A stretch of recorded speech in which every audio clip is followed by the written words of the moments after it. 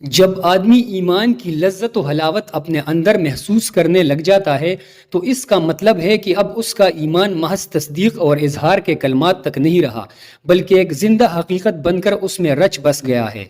ایمان کی خاطر اپنی جان قربان کرنے والی ایک دلیر خاتون، جس نے موسیٰ علیہ السلام کی پرورش کی اور بچپن میں انہیں فرعون کے ظلم و جبر سے بچایا، لیکن جب وہ خاتون اللہ پر ایمان لے آئی تو فرعون نے اس کے ساتھ کیا سلوک کیا، اور ایسا کیا ہوا کہ اس خاتون کو دنیا کی عظیم ترین عورت کا لقب دیا گیا۔ فرعون مصر کا ایک ظالم و جابر بادشاہ تھا۔ اس نے مصر میں آباد قوم بنی اسرائیل کو غلام بنا رکھا تھا اور ان پر ظلم کے پہاڑ توڑتا تھا۔ فرعون نہایت ہی مغرور بادشاہ تھا اور خود کو لوگوں کا خدا اور رازق کہلواتا تھا، لیکن کسی میں بھی اتنی جرت نہیں تھی کہ فرعون کی مخالفت کر سکے۔ لہٰذا اللہ نے فرعون کے خاتمے کا ارادہ کیا تو بنی اسرائیل میں حضرت موسیٰ علیہ السلام کی پیدائش ہوئی۔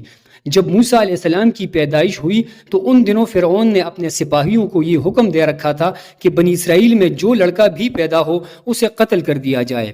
لہٰذا اس مصیبت و آفت کے دور میں مجبوراً موسیٰ علیہ السلام کی والدہ نے آپ کو ایک صندوق میں رکھ کر صندوق کو مضبوطی سے بند کر دیا اور اسے دریائے نیل میں ڈال دیا۔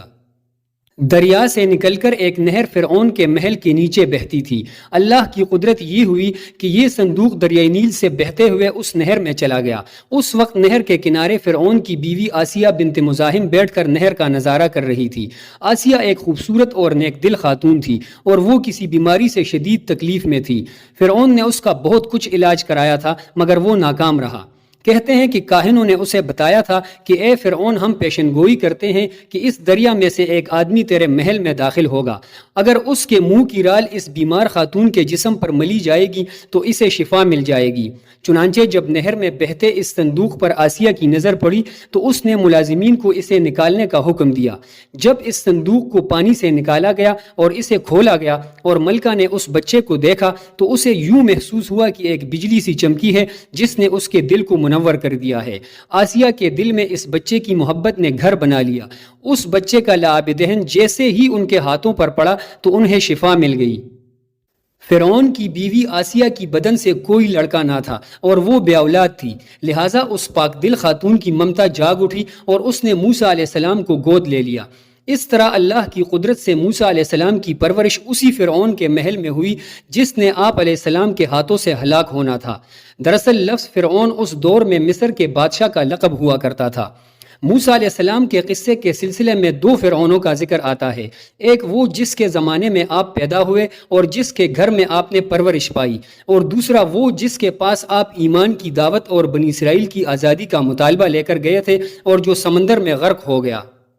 بی بی آسیہ کا خاوند جس نے موسیٰ علیہ السلام کو اپنے محل میں رکھا، اس فرعون کا نام رامسیس ثانی بتایا جاتا ہے۔ دراصل بی بی آسیہ ریان بن ولید کی پوتی تھی۔ ریان بن ولید وہی بادشاہ تھا جو یوسف علیہ السلام کے دور میں عزیز مصر تھا اور اس نے حضرت یوسف علیہ السلام پر ایمان بھی لایا تھا۔ جب مصر پر قبطی خاندان کی حکومت آئی تو فرعون نے اپنی طاقت کے زور پر بی بی آسیہ سے شادی کر لی اور انہیں دھمکی دی کہ اگر انہوں نے شادی سے انکار کیا تو ان کے والدین کو قتل کر دیا جائے گا۔ لیکن شادی کے بعد اللہ نے حضرت آسیہ کو فرعون کے شر سے محفوظ رکھا اور وہ آپ پر قادر نہ ہو سکا۔ مورخین لکھتے ہیں کہ اللہ نے فرعون کو نامرد بنا دیا تھا، اور بعض نے لکھا کہ فرعون کو ایسی بیماری تھی کہ طبیبوں نے اسے ساری عمر صحبت کرنے سے منع کر دیا تھا، لہٰذا فرعون کبھی بھی آسیہ کے قریب نہ جا سکا۔ یہ بھی اللہ کی ایک حکمت تھی تاکہ بی بی آسیہ فرعون کے ناپاک جسم سے محفوظ رہ سکے۔ بہرحال حضرت موسیٰ علیہ السلام کی پرورش فرعون کے محل میں کسی شاہی فرد یا شہزادے کی مانند ہوئی۔ ہر طرح کے آرام و آرائش آپ کے لیے دستیاب تھے، لیکن قبطیوں کے درمیان زندگی گزارنے کے باوجود موسیٰ علیہ السلام فطری طور پر ان سے مختلف کردار کے مالک تھے۔ حضرت موسیٰ علیہ السلام فرعون کے غرور و تکبر اور خدائی کے دعووں کو سخت ناپسند کیا کرتے تھے اور ہمیشہ توحید کے متعلق واضح بات کیا کرتے جو فرعون اور اس کے درباریوں کو ناگوار گزرتی تھی۔ بہت جلد وہ وقت بھی آ گیا جب اللہ نے حضرت موسیٰ علیہ السلام کو نبوت عطا کی اور آپ فرعون کے دربار میں اسلام کی دعوت لے کر تشریف لائے۔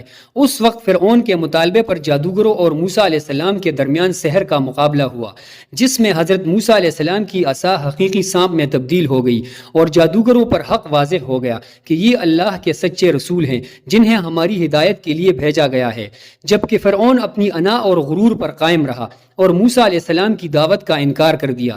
اسی دربار میں بی بی آسیہ بھی موجود تھی، لہٰذا آپ نے جب یہ سنسنی خیز منظر دیکھا تو آپ کے دل میں فوراً حق کا نور چمک اٹھا اور آپ موسیٰ علیہ السلام پر ایمان لے آئیں۔ بی بی آسیہ فرعون مصر کی بیوی اور ملکہ تھی، آپ کے پاس مال و دولت کی کثرت تھی، لیکن اس کے باوجود آپ غرور و تکبر کا شکار نہیں تھی، بلکہ آپ کا دل غریبوں کی محبت سے سرشار اور ان پر شفقت و مہربانی کے جذبے سے معمور تھا۔ آپ دل کھول کر ان پر صدقہ خیرات کیا کرتی، اسی وجہ سے آپ کو ام المساکین یعنی مسکینوں کی ماں بھی کہا جاتا ہے۔ چونکہ بی بی آسیہ اپنے شوہر رامسیس کے مظالم کو خوب جانتی تھی، اس لیے اپنے ایمان کا اظہار نہ کیا۔ آپ چھپ چھپا کر ایک اللہ کی عبادت کیا کرتی اور اللہ سے یہ دعا کرتی کہ اے اللہ مجھے فرعون اور اس کے عمل سے نجات دے، میں اس کے کفریہ حرکتوں سے بیزار ہوں۔ حضرت آسیہ خفیہ طور پر موسیٰ علیہ السلام کے خدا کی عبادت کرتی اور دعا و استغفار میں مشغول رہتی، یہاں تک کہ فرعون کو ایک دن آپ کے ایمان لانے کی خبر ہو گئی۔ اس نے ایک روز اپنے درباریوں سے کہا، کیا تم لوگوں کو میری بیوی کی کچھ خبر ہے؟ تم لوگ اس کے متعلق کیا جانتے ہو؟ سب نے بی بی آسیہ کی بڑی تعریف کی اور ان کی بھلائی بیان کی۔ فرعون نے کہا، کیا تم لوگوں کو نہیں معلوم وہ میرے سوا دوسرے خدا کو مانتی ہے؟ لہٰذا فرعون نے حضرت آسیہ کو دربار میں بلایا اور ان سے دریافت کیا کہ تو کسے اپنا معبود مانتی ہے؟ حضرت آسیہ نے دلیری اور جذبہ ایمانی سے جواب دیا کہ میں موسیٰ کے رب پر ایمان رکھتی ہوں جو میرا، تیرا اور ہم سب کا خدا ہے۔ فرعون اس بے باک جواب پر غضبناک ہو گیا اور بہت جلد پورے شہر میں اس بات کی شہرت ہو گئی کہ فرعون کی بیوی اور ملکہ نے فرعونی طور طریقے کو ٹکراتے ہوئے دین موسیٰ قبول کر لیا ہے۔ پہلے تو فرعون نے بی بی آسیہ کو سمجھا بجھا کر، ترغیب دلا کر اور ڈرا دھمکا کر موسیٰ علیہ السلام کے دین کو چھوڑنے کا کہا، لیکن جب اس نے حضرت آسیہ کے چٹان جیسے مضبوط ایمان اور جذبے کو دیکھا تو اس نے ظلم و بربریت سے کام لینے کی ٹھان لی۔ فرعون نے اپنے اہلکاروں کو حکم دیا کہ آسیہ کو تپتے ہوئے ریگستان کی دھوپ میں لٹا دیا جائے، لہٰذا آپ کو شدید گرمی میں ریت کے تپتے میدان میں چھوڑ دیا گیا۔ فرعون اس جگہ کا دورہ کرتا رہا اور کہتا رہا کہ اب تو باز آ جا، اگر تو نے میری بات مان لی تو محل کی شاہی زندگی اور آرام و آرائش تیری منتظر ہے۔ مگر حضرت آسیہ پر اس کا کوئی اثر نہ ہوا، کیونکہ آپ کو جنت کے اس لافانی محلات پر ایمان تھا جو اللہ نے اسے عطا کرنے کا وعدہ کیا تھا۔ جب فرعون نے حضرت آسیہ کی ثابت قدمی کو دیکھا تو اس نے آپ کو شہید کرنے کا فیصلہ کر لیا۔ اس نے اپنے سپاہیوں کو حکم دیا کہ بڑی سے بڑی چٹان کہیں سے لے آؤ اور آسیہ کو چت لٹاؤ اور وہ چٹان اس پر گرا دو۔ لہٰذا جب یہ لوگ پتھر لائے اور حضرت آسیہ کو لٹایا گیا تو آپ نے آسمان کی طرف نگاہ اٹھائی تو پروردگار نے حجاب ہٹا دیے اور جنت کو اور وہاں جو محل ان کے لیے بنایا گیا تھا اسے انہوں نے اپنی آنکھوں سے دیکھ لیا۔ آخر کار اس پتھر کو آپ پر گرا دیا گیا اور آپ کی روح پرواز کر گئی۔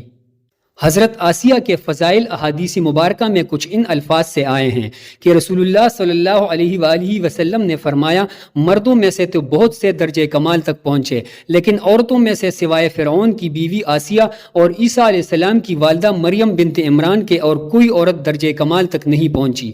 اس طرح ایک اور روایت میں آتا ہے کہ آپ صلی اللہ علیہ وآلہ وسلم نے فرمایا، جنتی عورتوں میں سب سے افضل خدیجہ بنت خویلد، فاطمہ بنت محمد اور فرعون کی بیوی آسیہ بنت مزاحم اور عیسیٰ علیہ السلام کی والدہ مریم بنت عمران ہے، رضی اللہ عنہما اجمعین۔